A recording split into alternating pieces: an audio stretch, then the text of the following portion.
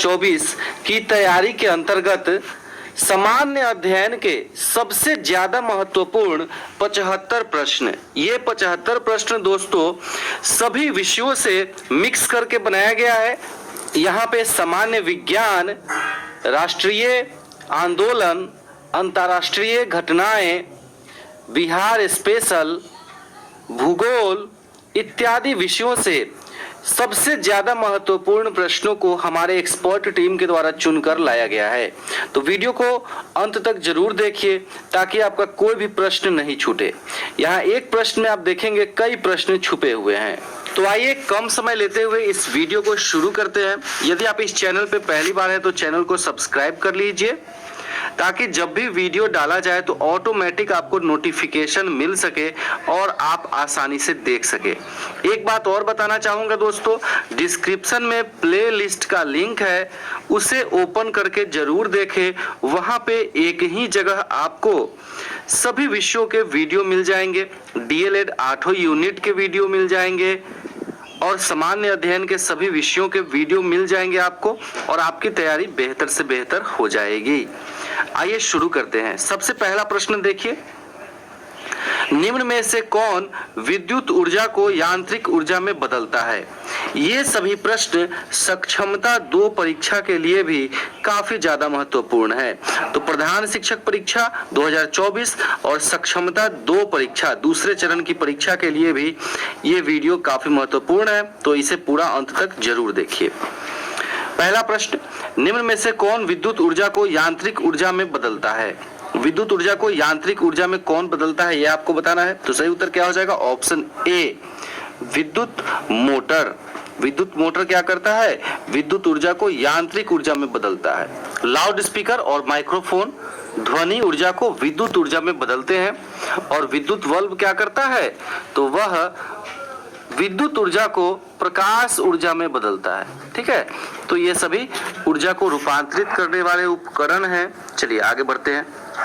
दूसरा प्रश्न देखिए, एक अश्व शक्ति HP किसके बराबर होता है? एक हॉर्स पावर जिसे कहा जाता है अश्व शक्ति कितने वाट के बराबर होता है, ये आपको बताना है। तो 746 वाट, डी सही उत्तर हो जाएगा 2 नंबर प्रश्न का।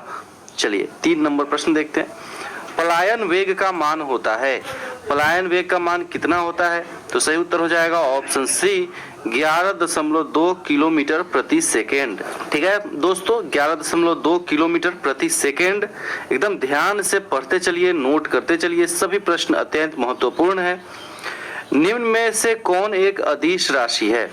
आपको बताना है अदिश राशि इनमें से कौन सी है। तो अदिश राशि क्या होती है? जिसमें केवल परिमाण होता है, दिशा नहीं होती है। ठीक है, तो सही उत्तर हो जाएगा ऑप्शन ए, दाब। दाब क्या है? अदिश राशि है। बाकी जो आप देख रहे हैं बल, वेग और त्वरण, ये सभी सदिश राशियां हैं। 5 नंबर प्रश्न देखिए, पानी की बूंदें गोल क्यों होती है? पानी की बूंदें काफी आसान सा प्रश्न है। कमेंट करके प्रश्न संख्या के साथ उत्तर जरूर बताइए दोस्तों। तो बी सही उत्तर हो जाएगा, पृष्ठ तनाव के कारण। पृष्ठ तनाव के कारण पानी की बूंदें गोल होती है ना। पृष्ठ तनाव के कारण जितने भी लिक्विड हैं, तरल पदार्थ हैं, वह अपने पृष्ठ के क्षेत्रफल को कम से कम करने का गुण रखते हैं, इसलिए गोल होता है जल का बूंद। 6 नंबर देखिए, हमारा कान किस ध्वनि को सुन सकता है? तो 20 हर्ज से लेकर 20,000 हर्ज तक, है ना। सी सही उत्तर हो जाएगा, 20 हर्ज से लेकर 20,000 हर्ज तक की फ्रीक्वेंसी को हमारा कान सुन सकता है। इसे श्रव्य ध्वनि कहते हैं।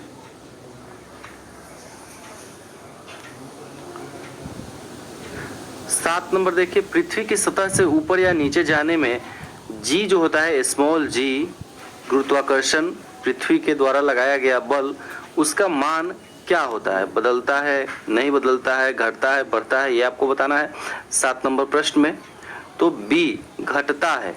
पृथ्वी की सतह से ऊपर जाएंगे या नीचे जाएंगे तो जी का मान क्या होगा? घटेगा। और जी का मान होता क्या कितना है, ये भी पूछा जाता है कई बार। तो 9.8 मीटर प्रति सेकेंड स्क्वायर।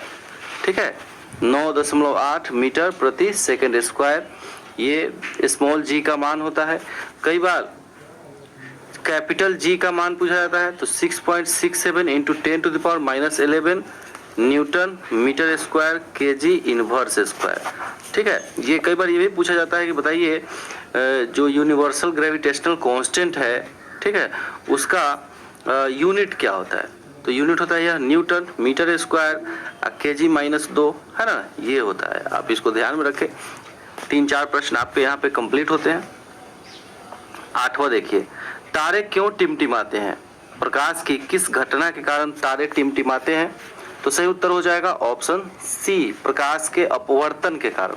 तारे क्यों टिमटिमाते हैं? तो प्रकाश के अपवर्तन के कारण। चलिए आगे बढ़ते हैं। 9 नंबर प्रश्न देखिए, किस रंग के प्रकाश का प्रकीर्णन सबसे अधिक होता है? तो सबसे जो नीचे रहता है उसका प्रकीर्णन सबसे अधिक होता है। सबसे नीचे कौन होता है स्पेक्ट्रम में? जब वर्ण विक्षेपण होता है प्रकाश के किरण का एक प्रिज्म के द्वारा, तो सबसे नीचे कौन रहता है? आप पढ़े होंगे बैनी आह पिनाला, नहीं, बैनी आह पिनाला पढ़े है ना, विबजियोर जिसको इंग्लिश में कहा जाता है। सबसे नीचे बैगनी रहता है, ठीक है, फिर नीला रहता है, आसमानी रहता है, हरा रहता है, पीला रहता है, नारंगी रहता है, लाल रहता है सबसे ऊपर। तो बैगनी रंग इसका सही उत्तर हो जाएगा ऑप्शन बी 9 नंबर प्रश्न का। ठीक है, चलिए 10 नंबर प्रश्न देखिए, रिएक्टर में नियंत्रक छड़ के रूप में किसका उपयोग होता है? रिएक्टर में नियंत्रक छड़ के रूप में किसका उपयोग होता है? तो सी, कैडमियम या बोरोन का छड़। कैडमियम या बोरोन का छड़ होता है नियंत्रक छड़ के रूप में। 11 नंबर, लाल रंग का फूल हरे प्रकाश में कैसा दिखेगा? काला दिखेगा, डी सही उत्तर होगा। 12 नंबर, कांच को कागज के साथ रगड़ने पर कांच में कौन सा आवेश उत्पन्न हो जाएगा?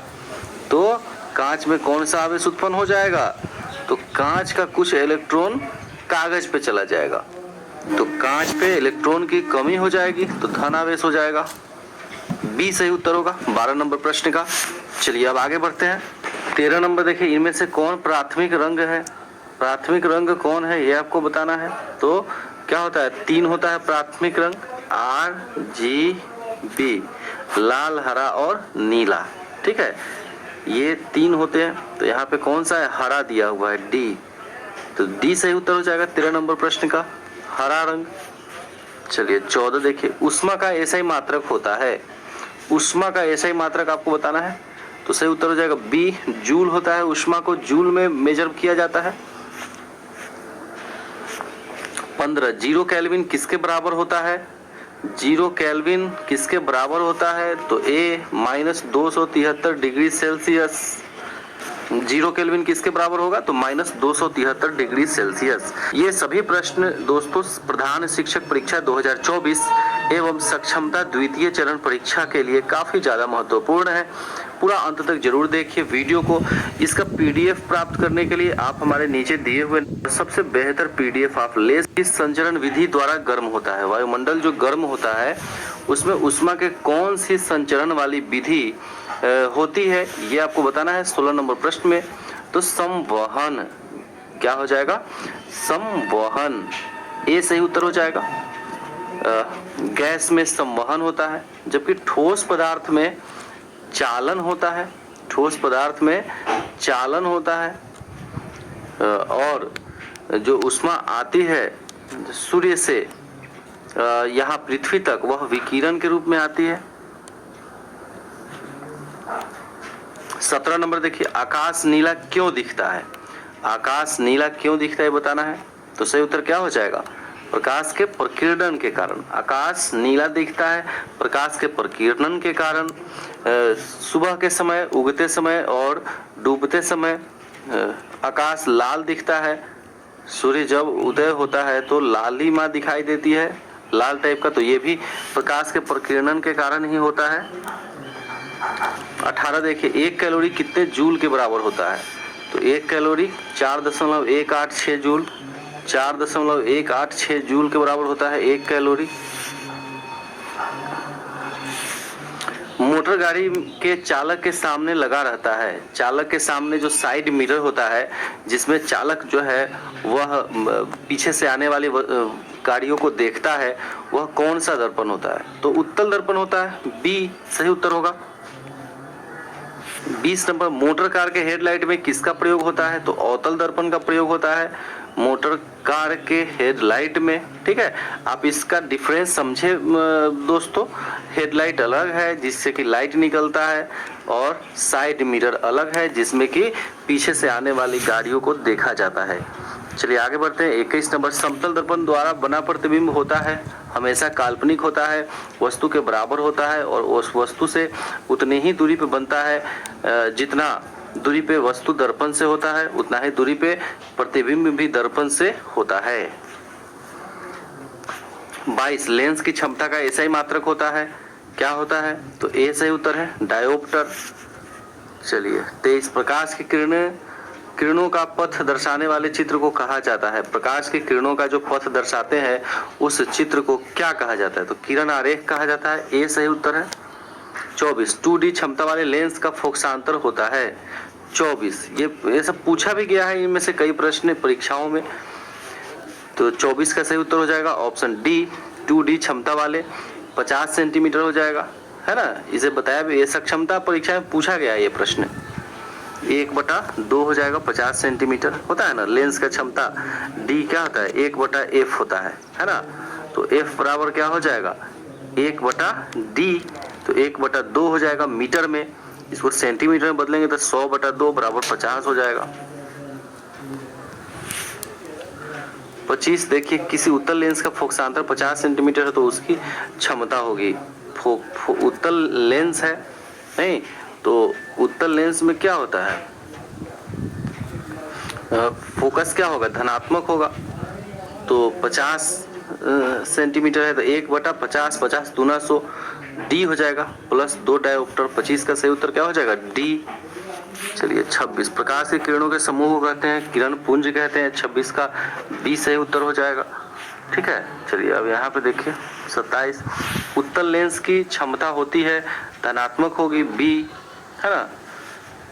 क्यों धनात्मक होगी? तो इस तरह से उत्तल लेंस होता है, और जब प्रकाश की किरण इससे ऐसे चलती है तो अपवर्तन के बाद ये फोकस से गुजरती है। तो आप देखेंगे जो फोकस की दूरी है वह प्रकाश की दिशा में है, इसीलिए वह धनात्मक होता है। अवतल लेंस की क्षमता ऋणात्मक होगी, ए। फोटोग्राफी कैमरा के अभिदृश्यक में होता है, अभिदृश्यक में कौन सा लेंस होता है फोटोग्राफिक कैमरा में? तो उत्तल लेंस होता है। अब यहाँ से भूगोल का प्रश्न है, प्लास्टर ऑफ पेरिस किससे बनाया जाता है? प्लास्टर ऑफ पेरिस तो बी, जिप्सम से बनाया जाता है। चलिए अब देखिए काली मृदा का दूसरा नाम क्या है? काली मिट्टी का दूसरा नाम क्या होता है ये आपको बताना है। तो बी सही उत्तर होगा, रेगुड़ मिट्टी। 32, देखिए कौन सी मिट्टी कपास की खेती के लिए सर्वोत्तम मानी गई है? हाँ, ये किस मिट्टी में किस फसल की खेती होती है, ये काफी ज्यादा महत्वपूर्ण है। आजकल के परीक्षाओं में ये पूछा जा रहा है। कई परीक्षाओं में हमने देखा काजू की खेती किस में होती है, चाय की खेती किस मिट्टी में होती है ना, ये सब पूछा जाता है। तो इसको थोड़ा ध्यान से देख के जाइएगा। हमारे पीडीएफ में ये सभी उपलब्ध है, जहाँ अलग अलग मिट्टियों के सभी फसलों के बारे में अच्छे से बताया गया है। आप पीडीएफ लेकर के अच्छे से इस बात को समझ सकते हैं। तो 32 नंबर प्रश्न में क्या हो जाएगा? सही उत्तर हो जाएगा ऑप्शन सी, काली मिट्टी में। कपास किस मिट्टी में होती है? क से कपास, क से काली। 33, देखिए ऊर्जा का गैर पारंपरिक स्रोत है। गैर पारंपरिक स्रोत आपको बताना है, ठीक है। तो बी हो जाएगा विद्युत, और बाकी आप जो देख रहे हैं सब पारंपरिक स्रोत है, ठीक है। पारंपरिक स्रोत है जो काफी समय से संसाधन के रूप में पृथ्वी में कहीं ना कहीं उपलब्ध है, और उसे निकाल करके संसाधन के रूप में यूज किया जाता है। और गैर पारंपरिक स्रोत क्या है? तो ये नवीकरणीय ऊर्जा होते हैं, जिनका कभी खत्म होने की संभावना नहीं होती है, वो हमेशा के लिए रहते हैं। जैसे सौर ऊर्जा, पवन ऊर्जा, बिजली ऊर्जा, है ना, ये सब क्या है? ये सब गैर पारंपरिक स्रोत है। 34, देखिए इनमें से कौन मैग्नीज का महत्वपूर्ण उत्पादक नहीं है? मैग्नीज का महत्वपूर्ण उत्पादक कौन सा नहीं है? तो सी, तमिलनाडु। 35 दक्षिण भारत की सबसे बड़ी नदी घाटी परियोजना कौन सी है?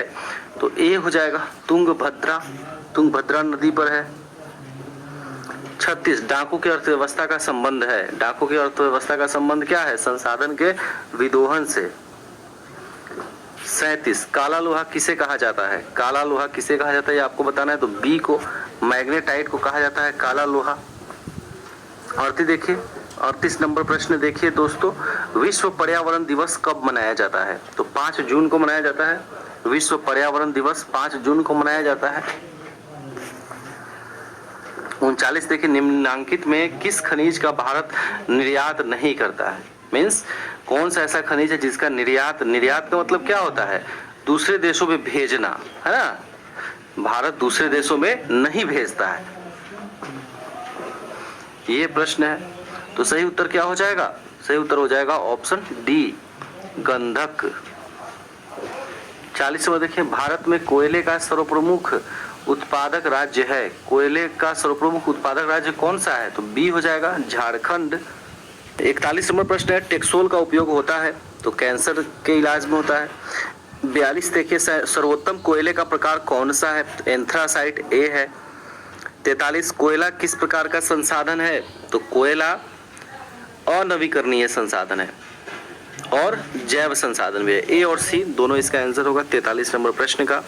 44 नंबर प्रश्न है, भाखड़ा नांगल परियोजना किस नदी पर अवस्थित है? तो सतलज नदी पर। 45 निम्नलिखित में खरीफ फसल कौन सा है? आपको यहाँ बताना है खरीफ फसल, तो क्या हो जाएगा? चावल हो जाएगा, सी सही उत्तर है, बाकी सब रबी फसल है। 46 होम रूल आंदोलन के प्रचार के लिए श्रीमती एनी बेसेंट के समाचार पत्र कौन से थे? होम रूल आंदोलन के प्रचार के लिए एनी बेसेंट के द्वारा कौन सा समाचार पत्र निकाला गया था 46वें प्रश्न में? तो सही उत्तर हो जाएगा बी, न्यू इंडिया तथा कॉमनवेल्थ।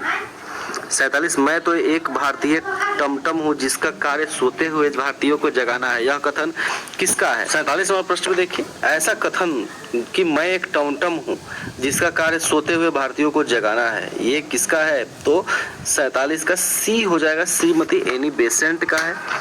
48 खिलाफत आंदोलन की सबसे बड़ी कमजोरी क्या थी? खिलाफत आंदोलन की सबसे बड़ी कमजोरी आपको बताना है, तो धर्म के साथ राजनीति को मिलाना, डी सही उत्तर होगा। 49 हंटर समिति नियुक्त कब की गई थी? हंटर समिति की नियुक्ति कब की गई थी? तो सी, जालियांवाला बाग हत्याकांड की जांच करने के लिए। 50 1857 के विद्रोह के नायक कुंवर सिंह किससे संबंधित थे? तो बिहार से संबंधित है कुंवर सिंह। 50 का ये सही उत्तर हो जाएगा। 51 दिसंबर 1920 का कांग्रेस का नागपुर अधिवेशन क्यों महत्वपूर्ण था? क्यों महत्वपूर्ण था? तो ए, तो सही उत्तर हो जाएगा ऑप्शन ए, इसके अध्यक्ष विजय राघवाचार्य थे। देखिए इस तरह से दोस्तों ये जो प्रश्न आए हैं, हम शेर को उसकी मांद में पराजित करेंगे, यह किसने कहा? हम शेर को उसकी मांद में पराजित करेंगे, बी चित्तरंजन दास ने कहा। मेरे लिए धर्म के बिना राजनीति एक मृत्यु जाल के समान है क्योंकि यह आत्मा को मार देती है, यह कथन किसका है? 56 नंबर प्रश्न में, तो बी महात्मा गांधी का है। मेरे लिए अहिंसा स्वराज से भी पहले है, यह कथन किसका है? तो इस तरीके से यहाँ पे आप देखेंगे 75 प्रश्न है, काफी ज्यादा महत्वपूर्ण है, यहाँ मिक्स करके लाया गया है। इसका पीडीएफ आप लेकर के अभ्यास कर सकते हैं दोस्तों। पीडीएफ लेने के लिए हमारे इस नंबर